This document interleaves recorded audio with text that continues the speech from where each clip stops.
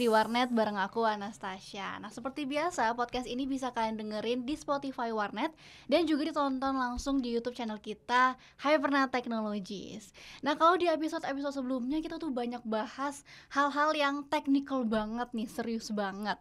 Nah hari ini kita bakal bahas hal yang mungkin kedengarannya sepele tapi banyak juga jadi perdebatan, yaitu soal Gen Z di dunia kerja. Sebagai Gen Z, aku tuh sebenarnya lihat banyak banget nih komen, terutama dari millennials nih. Hayo millennials, yang mana nih millennials? Ini tuh banyak yang bisa dibilang tuh sering salty nih sama anak-anak Gen Z, apalagi di dunia kerja. Katanya kita tuh anak Gen Z tuh maunya yang serba instan, tapi effortnya nggak mau ngeluarin lebih gitu. Padahal kalau menurut Gen Z nih, kita tuh sebenarnya pengennya kalau misalnya bisa selesai dengan cepat, kenapa mesti lama gitu kan? Atau kalau misalnya menurut pendapat Gen Z lainnya, ya kalau misalnya kita mau ngeluarin effort harus sesuai dong dengan benefit atau apa yang kita dapat. Tapi banyak juga nih perbedaan pendapat antara milenial sama Gen Z, apalagi di dunia kerja. Nah, pasti ada aja deh salahnya Gen Z, katanya Gen Z beginilah, Gen Z begitulah. Memangnya di dunia kerja itu harusnya gimana sih? Nah, sekarang kita udah bareng sama Bu Sasa nih, selaku Dev Head Human Capital Management dari Hypernet Technologies. Nah, Bu Sasa ini millennials nih. Millennials kan Bu ya? Betul, saya Millennials ini millennials. Gen Z, kita by one nih, semoga nggak berantem kita keluar dari sini ya. Enggak, aman Aman kan? aman. Oke. Nah Bu Sasa ini sebagai Dev Head Human Capital, nih dari judulnya aja udah human gitu kan, pastinya ngelihat banyak kandidat, banyak juga karyawan-karyawan dengan berbagai sifat dan juga generasi nih, mulai dari boomer, milenial sampai ke Gen Z. Nah mungkin apa nih Bu yang Ibu lihat dari Gen Z, apalagi kan sebenarnya baru masuk Gen Z itu beberapa tahun belakangan kan, karena kita paling kecil gitu kan. Nah itu gimana sih Ibu ngelihat Gen Z, maybe apa sih kelebihan dan juga kekurangannya nih? Oke, kita mulai dari kelebihannya dulu ya. Gen Z itu kelebihannya memang cepat belajar. Cepat belajar. Karena mungkin paling update ya. Update sama teknologi, sosial media, berita, Gen Z itu pokoknya nomor 1 deh. Gitu. Tapi memang kayak tadi sempat kamu info, Gen Z itu memang maunya instan. Kalau bisa cepet, kenapa harus dibuat lama? Kalau bisa gampang, kenapa dibuat ribet? Nah itu dia. Gitu. Karena mungkin karena kelebihannya tahu banyak, jadi maunya yang gampang-gampang aja. Gitu. Rata-rata ya kalau untuk kekurangan kelebihannya. Gitu. Ya gitu, tapi berarti memang sebenarnya ada sisi positifnya kan, dari sisi positifnya dan juga, tapi di balik itu juga ada sisi negatifnya. Tapi kalau misalnya kita ngelihat, apa sih sebenarnya yang paling ngebedain Gen Z ini dibandingkan dengan generasi-generasi yang sebelumnya gitu loh Bu? Oke, karena Gen Z ini paling update, biasanya tuh cepet untuk belajar sesuatu hal yang baru. Jadi kalau misalnya generasi sebelumnya kan untuk merubah itu agak sulit ya. Tapi kalau Gen Z itu kayaknya kalau untuk mau dipengaruhi itu cepet banget. Oke. Jadi kalau Mungkin dikasih faktor belajar FOMO itu kali ya. Betul. Terus kalau saya lihat ya Gen Z itu biasanya tuh kayak takut kalah. Takut kalah. Ya, kalau biasanya bahasa umumnya tuh kiasu. Ya kan kalau orang main game ya. Kalau main game tuh biasanya Gen Z itu pokoknya harus menang. Ada jiwa kompetitifnya. Betul. Gitu. Jadi memang jiwa kompetitifnya tuh tinggi kalau Gen Z. Dibanding sama kalau saya Gen milenial ya, kayaknya lebih ke ya nggak sampai begitunya ya gitu ya. Gitu ya. Kayaknya kalau kalah ya udah. Tapi kalau Gen Z tuh nggak ada dikejar gitu di ya. kamus tuh nggak ada kata kalah. Pokoknya cuma menang gitu. Jadi yang ngebedain tuh mungkin itunya ya. Gitu. Nah kalau misalnya Gen Z nih, saya sebagai Gen Z, kita tuh sebenarnya bisa dibilang paling muda juga kan di kantor, karena ya memang baru saatnya memasuki dunia kerja gitu. Makanya bisa dibilang masih banyak hal yang kita perlu pelajari, dan juga kita masih meraba, beradaptasi gitu kan dengan dunia kerja yang sebenarnya. Nah coba mungkin kita agak main game dulu ya, perbandingan antara Gen Z dan juga millennials. Menjawab ini aturan tidak tertulis di dunia kerja. Menurut Bu Sasa ini yes or no, dan kenapa? Mungkin nanti saya duluan yang jawab. Gen Z dulu, baru dibandingkan dengan millennials. Yang pertama, chat soal kerjaan pas weekend. Nah kalau menurut Gen Z ini tentunya no, karena kan kita sudah ada jam kerja di weekday, kecuali memang urusannya urgent gitu, Mbak.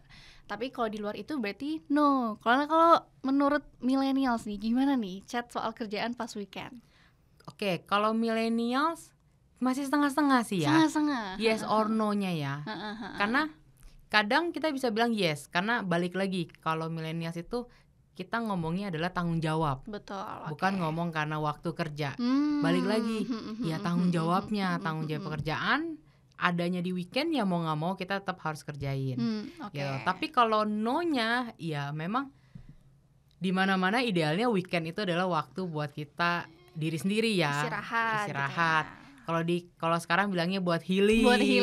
Family time ya memang. Jadi kalau dibilang masih yes or no ya. Masih setengah-setengah. Nggak yes banget tapi nggak no banget. Oke, tergantung porsinya lah ya. Betul. Harusnya gimana. Oke, yang kedua nih, pulang tenggo jam 5. Ini kalau Gen Z tuh yes banget, harus gitu loh. Kecuali memang ada kerjaan yang belum kelar gitu kan. Tapi pasti Gen Z juga pasti setuju lah kalau kita tuh pengennya ya udah jam 5 pulang. Kalau misalnya Ibu Sasa gimana? Oke. Kalau saya milenial saya setuju. Setuju. Oke. Yes. Selama kerjaannya sudah kelar. Kalau belum ya itu kan balik lagi ya, beda cerita. Tapi kalau kerjaannya sudah kelar, saya setuju yes. Yes, oke. Jadi sependapat nih Gen Z dan millennials. Terus yang ketiga, pulang duluan sebelum atasan pulang. Kalau menurut Gen Z kebanyakan ini juga agak setengah-setengah nih, antara yes or no. Biasanya kalau yang yes itu karena memang udah datang duluan sebelum atasannya pulang. Tapi ada juga yang merasa nggak enakan nih, masa atasannya belum pulang kita udah pulang gitu kan. Kalau menurut Bu Sasa gimana? Setengah-setengah juga. Karena kalau buat saya sebenarnya tergantung atasannya. Culture-nya seperti apa. Ada yang atasannya itu nggak mau tahu kerjaannya selesai nggak selesai, pokoknya kalau atasannya belum pulang timnya nggak boleh pulang. Aduh, itu yang ngeri ya. Kan tergantung atasannya. Ada yang atasan yang ya timnya mau pulang ya pulang aja. Selama kerjaannya sudah selesai ya pulang aja. Atau kerjaannya belum selesai mau dibawa pulang kerjaannya ya silakan. Nah, jadi nggak perlu, jadi nggak perlu kayak nungguan. Jadi kalau buat saya, ya yes or no sih, tergantung ke atasannya. Dapat atasannya yang harus ditungguin, atau atasannya nggak perlu ditungguin, kalian pulang aja gitu. Yang kedua ini kayaknya lebih enak buat Gen Z nih. Iya. Atau biasanya diusir-usir, pulang udah jam 5 nanti dicariin sama orang tua. Yang ini baru enak sih. Nah, yang terakhir nih, lembur sama dengan loyalitas.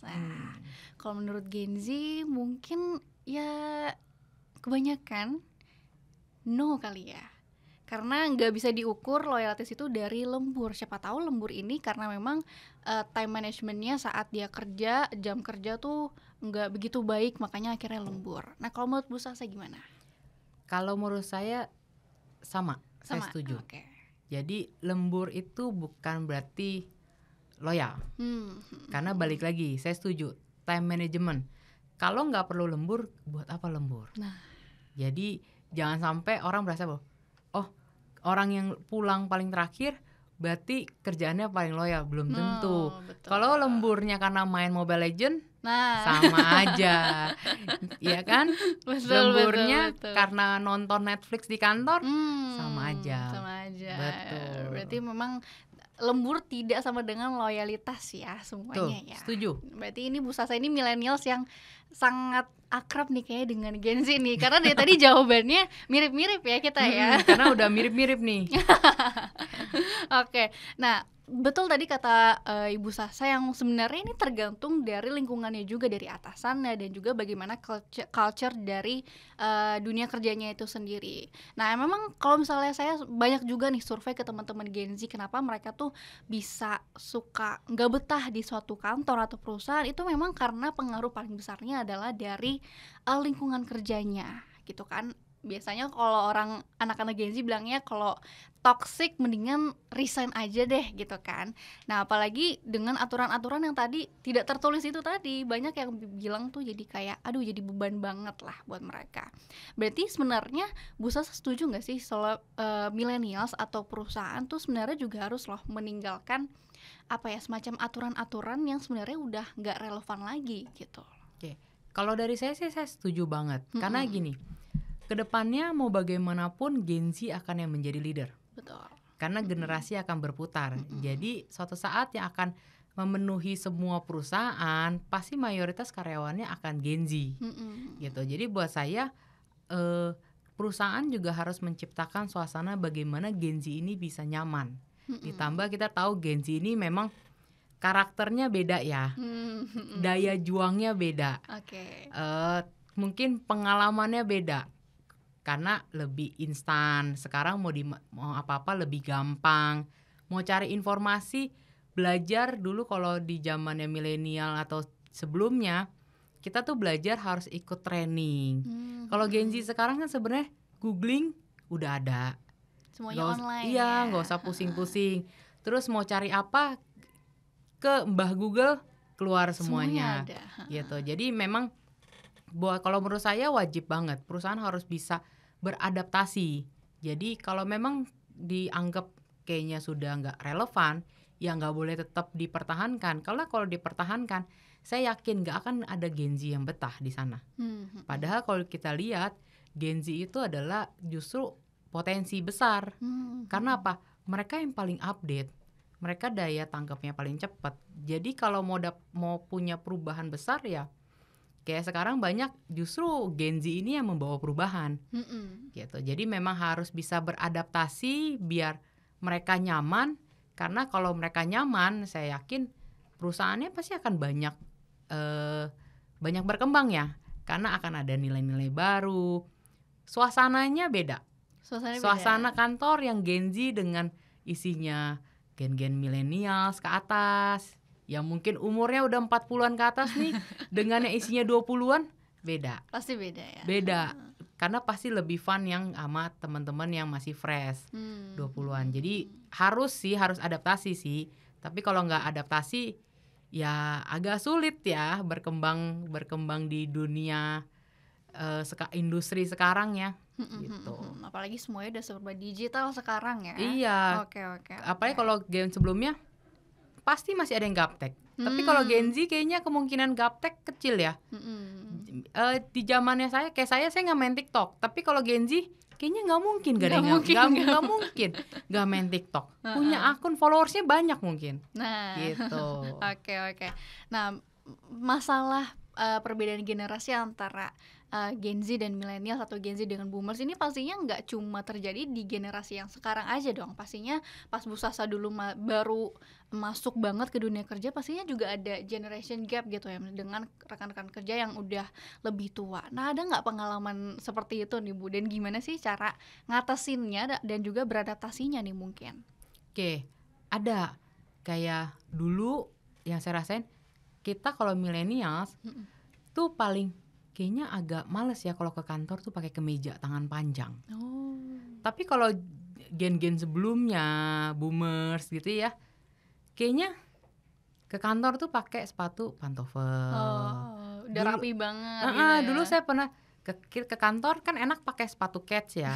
Kalau zaman dulu kan nggak boleh. Ke kantor tuh pokoknya pakai pantofel.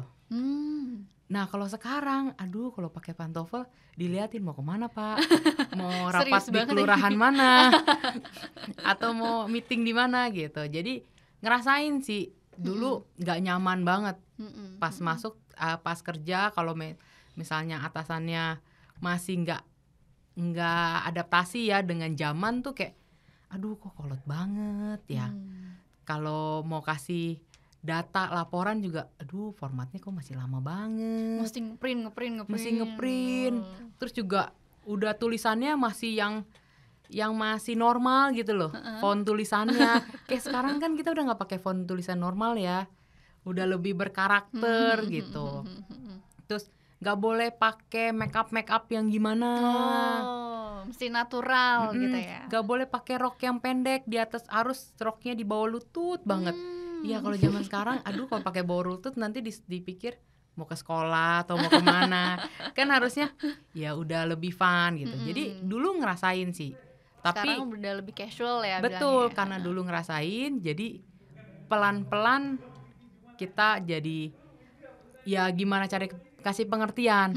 Pak nggak bisa begini, zaman udah begini gitu. Gitu sih. Jadi pelan-pelan buat saya pasti bisa berubah. Oke. Nah sebenarnya benar tadi bilang Bu Sasa ya, harus ada adaptasi. Nah kalau misalnya menurutku sendiri, kenapa Gen Z ini bisa dibilang generasi yang beda, karena kita sudah terpapar banyak sekali kemudahan tadi, dari bagaimana kita menerima informasi, belajarnya juga udah lebih gampang. Kedua, kita juga generasi yang aware banget sama diri sendiri, yaitu sama mental health nih. Bahkan banyak juga yang Gen Z itu yang mikir mendingan resign aja deh dibanding kerja nggak happy gitu kan. Nah kalau misalnya Bu Sasa ngelihat sebagai dev head human capital di Hypernet Technologies nih, sebenarnya ngelihat hal ini juga nggak sih di kantor, apalagi di kantor kita kan banyak Gen Z-nya nih Bu. Betul. Mungkin dari segi turnover Gen Z atau gimana tuh Bu? Oke, kalau untuk masalah mental health sih saya melihat cukup banyak ya untuk sekarang ya. Banyak yang merasa kayak aduh saya kok kayaknya nggak nyaman ya dibanding saya maksain, mendingan saya resign dan lain-lain. Dan memang itu pasti berimpact dari sisi turnovernya Gen Z gitu. Cuman kalau dari saya sih, saya selalu kasih tahu ke teman-teman semua yang kalau ngobrol sama saya, karena itu saya selalu kasih tahu bahwa kerja di mana aja pasti begitu. Jadi menghindar resign itu nggak jadi solusi, karena memang harus adaptasi. Karena buat saya gini, perusahaan beradaptasi tapi Gen Z juga harus beradaptasi. Beradaptasi dengan lingkungan, karena nggak semua lingkungan itu pasti menyenangkan. Apalagi namanya kerja ya. Betul, nggak semua lingkungan kayaknya saya pasti nyaman, belum tentu. Di semua perusahaan pasti ada plus minusnya. Dia nyaman di hal A, bisa jadi dia nggak nyaman di hal B gitu loh. Tapi kalau buat saya, kalau mental health itu balik lagi ke kitanya sih, bagaimana kita manage-nya gitu. Kita manage diri kita ya, gimana kita ngelihat problem, konflik sama rekan kerja udah pasti ada, apalagi Gen Z ya. Terus sama Gen Z biasanya pasti ntar ngobrol, curhat, gue burn out nih gitu. Iya, ntar gosip atau nanti ketahuan ini, kedengeran ini kan. Pasti ada konflik sama teman kerja tuh pasti ada. Tapi ya bagaimana kita manage-nya gitu loh. Tapi kalau kita menghindar, ya nggak akan selesai, karena itu siklus yang nggak akan pernah hilang. Belum tentu pas resign ketemu kantornya yang lebih baik. Betul, ya kan? Bisa jadi kita nggak ada yang tahu, resign ketemu kantornya jauh lebih parah. Nah tapi kalau jauh lebih parah, nah Gen Z kan agak gengsi ya, nggak mungkin balik lagi ke kantornya. Bu, saya mau balik lagi dong. Nggak mungkin kan.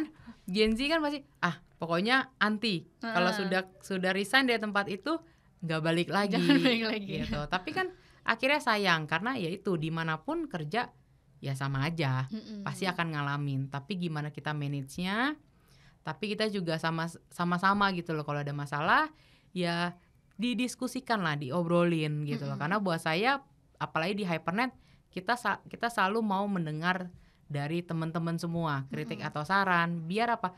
Kita jauh lebih baik gitu loh. Apalagi kita di teknologi ya.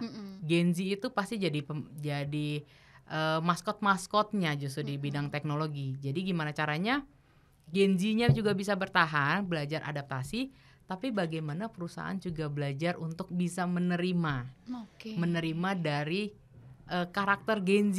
Ibaratnya gini, kita nggak bisa bilang bahwa Gen Z nggak tahan banting. Anak-anak Gen Z tuh suka cengeng, manja, kalau ada masalah nangis. Ntar kalau nangis, saya mau resign aja lah Bu, saya udah nggak mau kerja lagi, besok saya udah nggak mau masuk lagi gitu. Tapi bukan berarti kita ya udah kalau gitu, nggak bisa. Kita juga harus bisa mengerti. Memang itulah mereka gitu loh, itulah karakter Gen Z gitu. Gimana caranya kita ajarin, kita info. Karena buat saya Gen Z kan cepat juga ya. Malah Gen Z kayaknya lebih cepat dipengaruhin malah. Gitu kan. Kalau Gen Z kadang kalau kita kasih tahu, kita bisa. Dan biasanya Gen Z tuh lebih, sebenarnya intinya cuma buat dibaik-baikin aja. Bener gak sih? Gen Z tuh lebih suka kayak udah jangan marah, jangan emosi, cooling down dulu, gitu kan. Udah kalau stres, udah coba healing dulu ya. Healing dulu, ya kan? Atau biasanya kalau stres kerja, coba turun ke bawah dulu, ngopi dulu, beli es krim dulu kan, buat nyantai. Nah biasanya gitu. Jadi penting sih kita sama-sama harus beradaptasi, perusahaan beradaptasi, si Gen Z-nya juga harus belajar bahwa dunia kerja itu memang seperti itu. Oke. Nice, berarti memang harus dua-duanya nih yang kerja sama bareng, Gen Z-nya juga harus ikut beradaptasi. Kalau dunia kerja tuh sebenarnya emang begini, pasti capek, pasti ada masa-masanya kita burn out dan segala macam. Tapi dari perusahaannya sendiri juga mesti ada gerakannya juga nih untuk bisa meninggalkan aturan-aturan yang sebenarnya udah nggak relevan lagi kayak tadi. Setuju. Oke. Baik, makasih banyak Ibu Sasa. Hari ini kita udah ngobrol-ngobrol antara Gen Z dan juga millennials di tempat kerja. Hopefully ini Gen Z yang mungkin lagi mungkin lagi berseteru dengan millennials bisa dengerin hal ini dan juga bisa saling introspeksi lah kita, antara Gen Z-nya harus gimana, millennials-nya juga harus gimana. Oke. Nah, kalau begitu udah nggak kerasa nih setengah jam ya kita ngobrol-ngobrol sama Bu Sasa. Makasih banyak, insightful banget dan semoga bisa jadi pelajaran juga untuk kita semua. Nah, kalau sekian dulu episode hari ini. Jangan lupa untuk terus pantau Spotify kita di Warnet dan juga YouTube channel kita Hypernet Technologies untuk episode Warnet selanjutnya. Sampai jumpa.